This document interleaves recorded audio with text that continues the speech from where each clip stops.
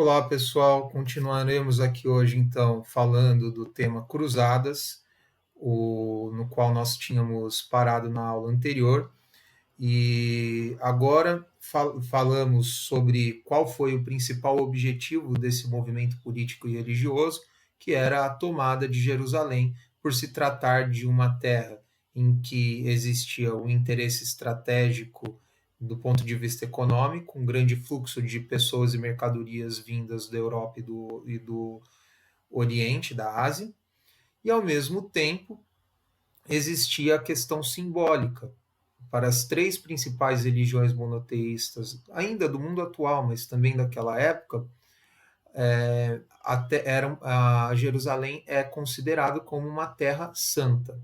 Entretanto, vamos falar agora qual foi o principal motivo que levou uma série de europeus, ou os motivos, né, que levaram uma série de europeus saírem da Europa a partir do ano de 1095, quando o Papa Urbano II faz o primeiro pronunciamento convocando as cruzadas, a migrarem com o objetivo de combater os árabes e muçulmanos e assim conquistar Jerusalém. Vamos lá. Nós vimos que a Europa vivia, né, num contexto social muito problemático. O aumento da densidade demográfica fazia com que pessoas não tivessem mais a mesma possibilidade de conseguir sobreviver, ou seja, não existia espaço e alimento para uma quantidade enorme de pessoas.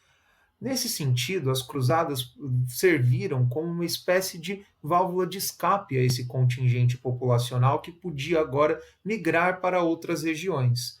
Do ponto de vista religioso, o Papa fez promessas aos fiéis, aos europeus. Uma delas foi o paraíso e a concessão da indulgência, que era o perdão de todos os pecados, caso aceitassem participar desse movimento. Óbvio que isso, dentro do mundo contemporâneo, parece ser algo que não é razoável para a entrada em uma guerra. Mas lembrem vocês que aquele período é o período do feudalismo. A igreja controlava o imaginário e o comportamento das pessoas, porque a própria igreja acreditava em princípios, em regras, em dogmas, segundo os quais existia o céu e o inferno. E para garantir um lugar no paraíso, era necessário, então, lutar, combater os chamados infiéis.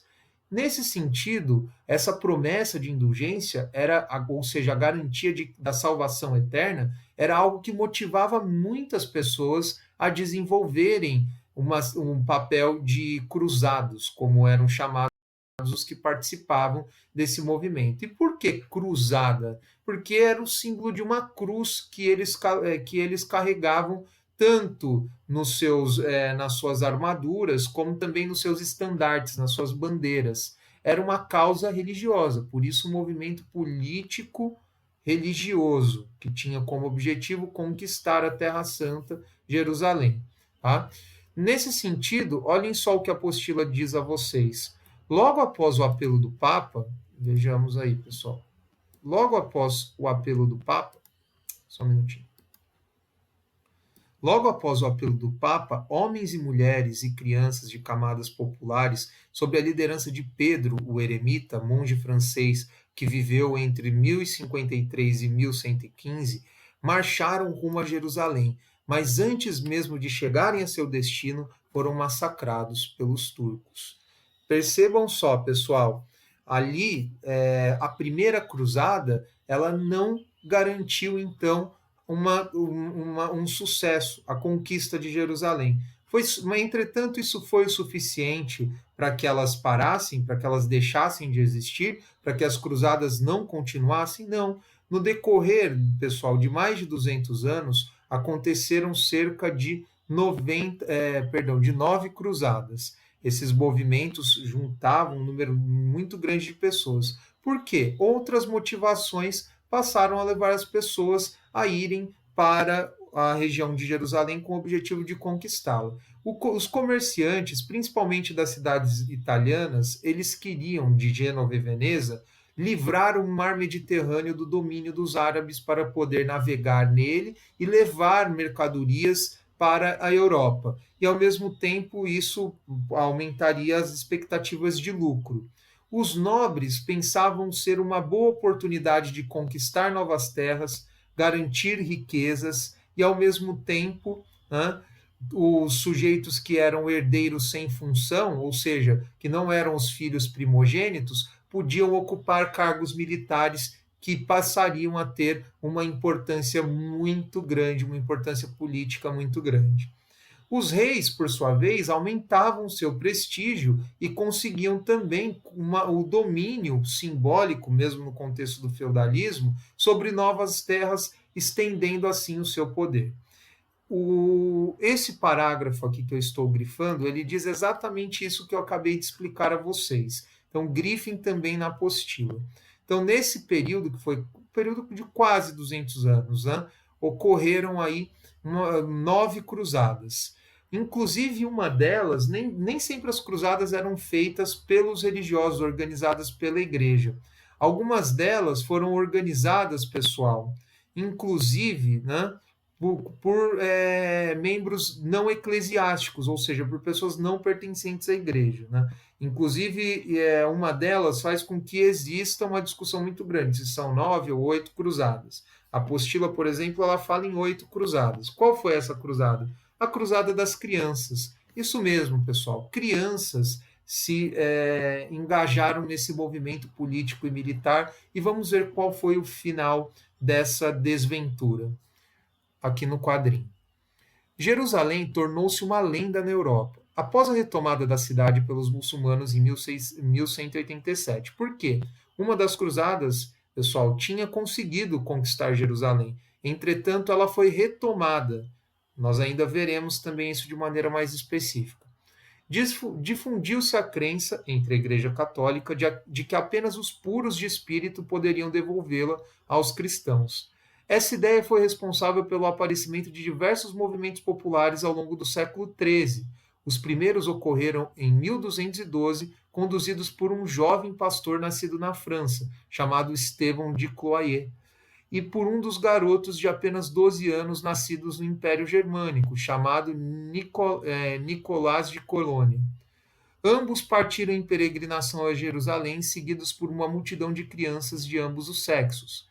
Os que partiram da França foram enganados por mercadores de Marsella, que, em vez de transportá-los pelo mar Mediterrâneo e levarem ao Oriente, venderam-nos como escravos aos mercadores muçulmanos. Os seguidores de Nicolas, chegaram até Roma e lá foram convencidos pelo Papa Inocêncio III a retornar aos seus lares. Vejam só o fim fatídico dessas crianças, né? Algumas foram, inclusive, escravizadas e vendidas. Né? Então, vejam só, pessoal, é interessante que nós falamos até agora apenas do ponto de vista dos cristãos sobre as cruzadas. E os árabes? Eles têm um extremo repúdio a esse movimento.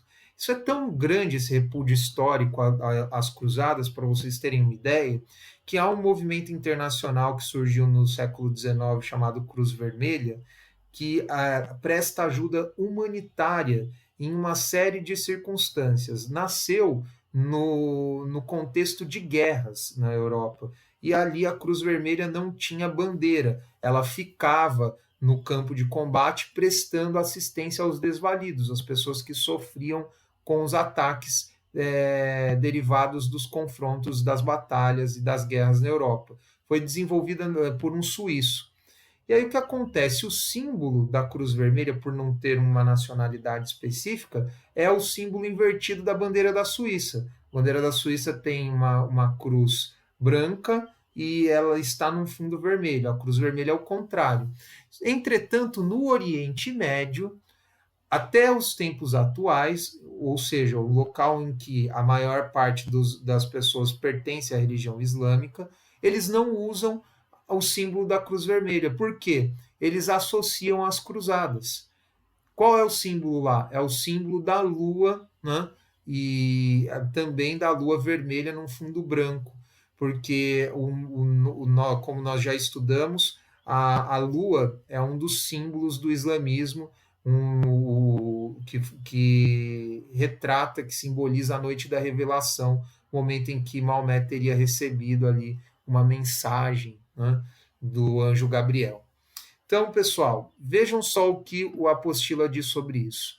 No Ocidente, as cruzadas se voltaram para a reconquista da Península Ibérica, que era dominada pelos árabes. Foi a chamada Guerra da Reconquista, que ocorreu entre os séculos XI e XIV no sul da França. Organizou-se uma cruzada contra os albigenses, da cidade de Albi, que eram considerados heréticos. Esses mesmos eram cristãos, então foi uma cruzada entre cristãos, só que eram cristãos que divergiam da doutrina da Igreja Católica.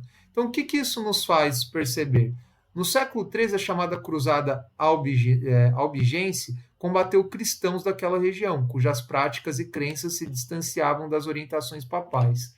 Esse movimento das cruzadas pode ser visto de diversas perspectivas. Inclusive, esse é o tema do próximo módulo, do módulo 7. Tudo bem? Então, vejam só. Olhem só que interessante um relato, né, sobre essa questão relacionada às cruzadas, né? Aqui, a questão relacionada aos participantes. Os condes e os cavaleiros pensavam ainda nos seus preparativos, e já os pobres faziam os seus com tal ardor que nada podia deter. Todos deixavam as suas casas, a sua vinha, o seu patrimônio, vendiam-nos a baixo preço e partiam alegres. Apressavam-se em converter em dinheiro tudo que não podia servir durante a viagem. Pobres ferravam os bois como cavalos e atrelavam-nos às carretas em que colocavam algumas provisões e seus filhinhos, que arrastavam atrás de si. E essas crianças, assim que percebiam um castelo ou uma cidade, perguntavam logo se era ali essa Jerusalém para a qual caminhavam. Pensem bem, pessoal, andar da Europa até Jerusalém são milhares de quilômetros, né? As crianças, as velhas, os velhos preparavam-se para a partida. Sabiam muito bem que não combateriam, mas esperavam ser mártires, ou seja, esperavam a salvação eterna, conforme prometido pelo Papa Urbano II no início da primeira cruzada. Diziam eles aos guerreiros: vós sois valentes e fortes, combatereis, nós sofreremos com Cristo e faremos a conquista do céu. Então, pessoal, o que isso nos demonstra, né?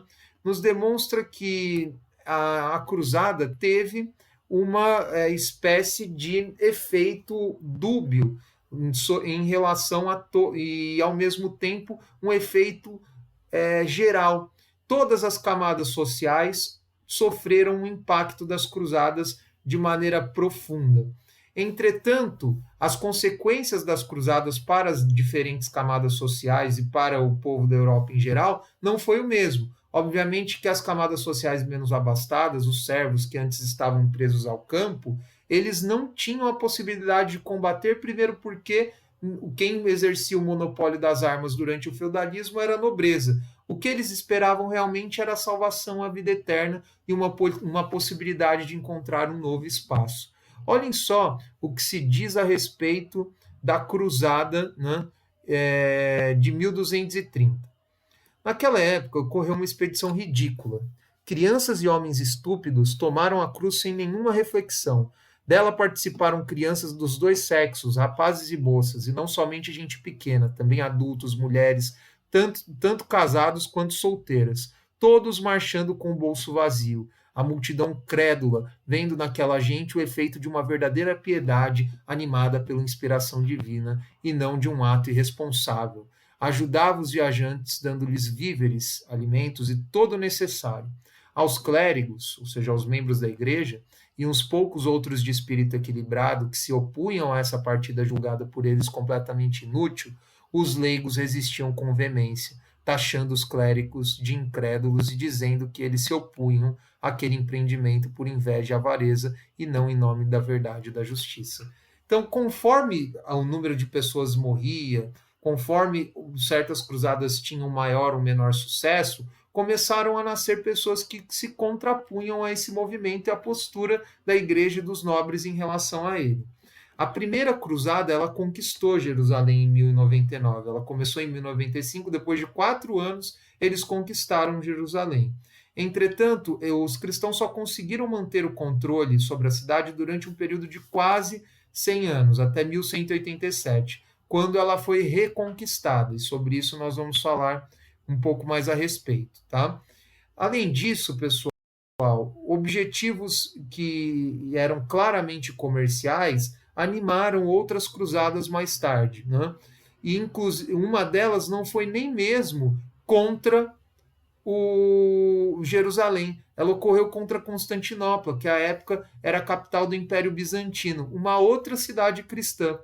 As cruzadas fizeram com que os comerciantes, principalmente da Itália, das cidades de Gênova e Veneza, enriquecessem.